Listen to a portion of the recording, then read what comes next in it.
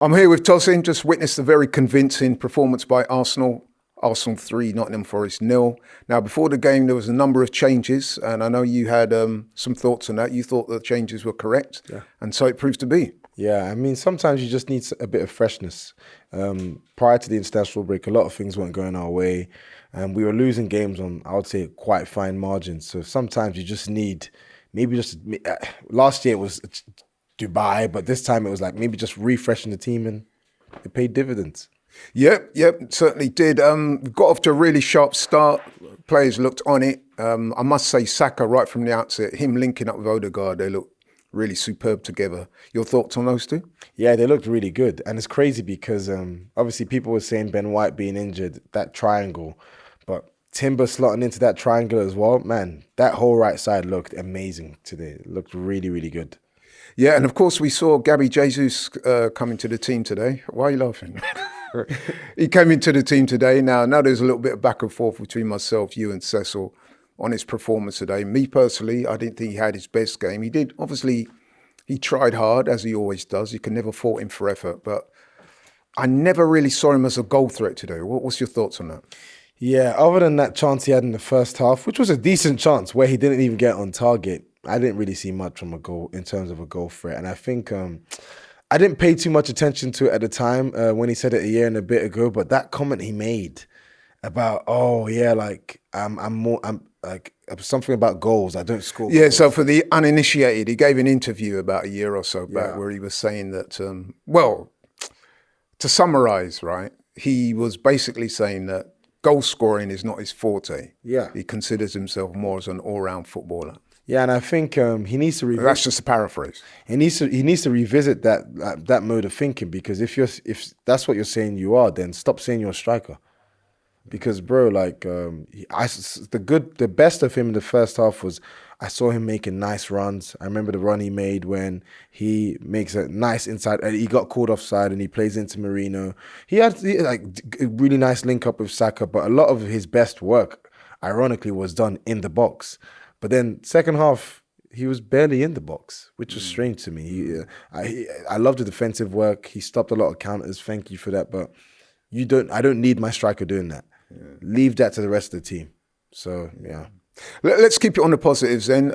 Saka, who I thought was superb today. I thought he was our man of the match. I think he got man of the match as well. I'm not sure, but I think he did. That first goal, though. Oh, fantastic finish. World class. I've been saying it. He is the Premier League's answer to Iron Robben. I've not seen either Iron Robben, Gareth Bale. I've not seen a left-footed player that's coming in off the right like that. You know exactly what they're going to do every time, but you can't stop him. I can't find one. But you know what I liked about him today? He did vary his game, because we spoke about it on the watch-along. We said that the first couple of opportunities he got to test out the fullback, he did that, and he actually got past him.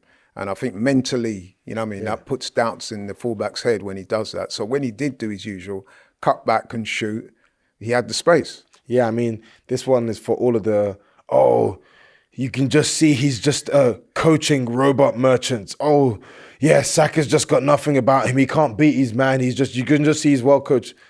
Watch these games, bruv. Like the guy, he takes on every game I watch him, he takes on his fullback and he pretty much beats him. Even when people have got 2-3 man on him, he still does bits. I'm happy to see Bukayo just showing the rest of the Premier League, like, he is levels. He's been consistent now, what? How many seasons now? 21, 22 consistent. 22, 23 consistent. 23, 24 consistent. Now 24, 25 consistent. This guy's world class. Absolutely, and I think he got his 4th goal of the season today, which takes him joint top goal scorer for Arsenal in the Premier League with 4. But let's talk about Arsenal's... And assist, though. And an assist, eight assists this season. He's Premier the assist League? king. That's nuts. Yeah, he's definitely. And just to one extra point on Saka as well that I think is very important to note, his decision-making, man. So he doesn't do the same thing all the time. So we spoke about him going past the fullback, taking him on, but then when it's appropriate to lay the ball off, he does that as well. Mm-hmm. So I think the decision-making is what makes him such an excellent player. But moving on to the second goal, shout out Thomas Partey, man. Yes. I mean, I've got to say this, right? So you know me, I've been advocating for the players to shoot. I'm always saying that when teams come to the Emirates and they deploy the low block, which is what Forest were looking to do today, inevitably if you're Arsenal, you're going to get more of the possession of the ball. And, okay, you're trying to maneuver them into a position where, you can get behind them, but it doesn't always work out that way. However, what does tend to happen is if you get more of the ball, you can create more space on the edge of the box for shooting.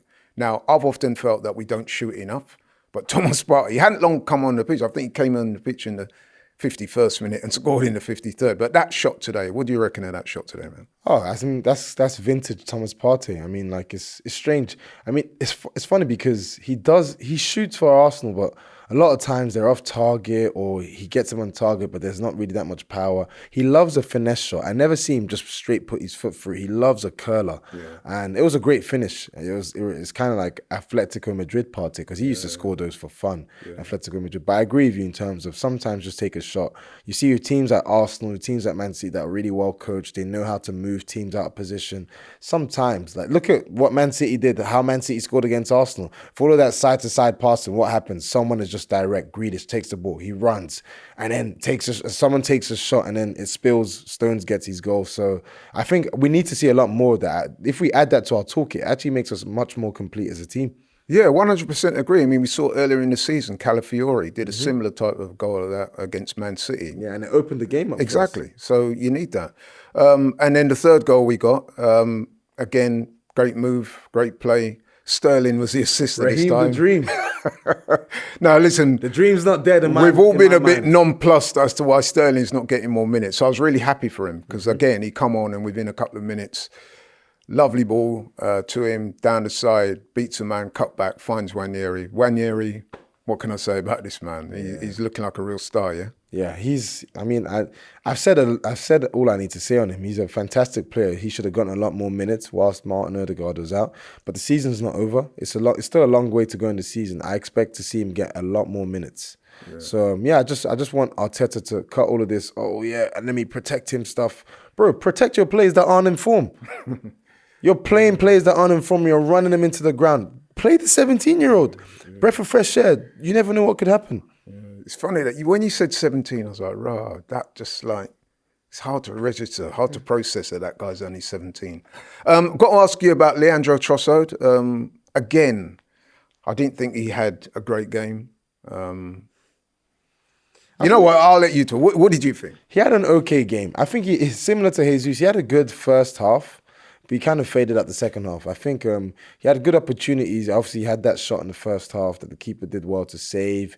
I liked a lot of the attacking play. I felt like he gelled really well with that whole attacking four: Jesus, Trossard, Odegaard and Saka. They linked up really well in the first half. I think similar to Jesus, he just faded a bit in the second half, and it got to the point where you were kind of asking, yeah, can we get him subbed off? Let's get some fresh legs into the team, inject a bit of energy, just a bit more. He looked a bit tired. I don't know, maybe it was tiredness, but I don't think he had a bad game. I thought he had. No, I didn't think he had a bad game. Like Jesus, they didn't have bad games, but they perhaps didn't have the type of game that would force a manager to say, yeah, man, these guys, I don't think that level yet. But listen, man, to step in the right direction.